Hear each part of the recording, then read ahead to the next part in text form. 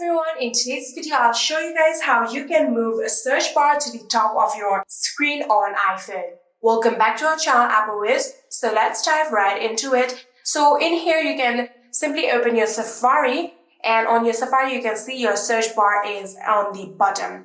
It's quite annoying and I want the original one which was on the top.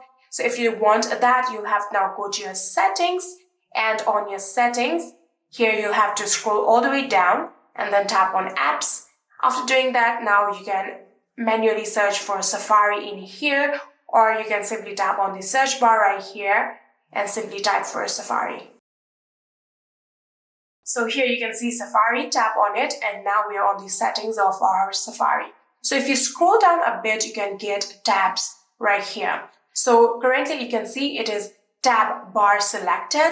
If you simply tap on this a single tab just like this, now single tab is selected. So you can go back and open your Safari, and now you can see the search bar is on the top.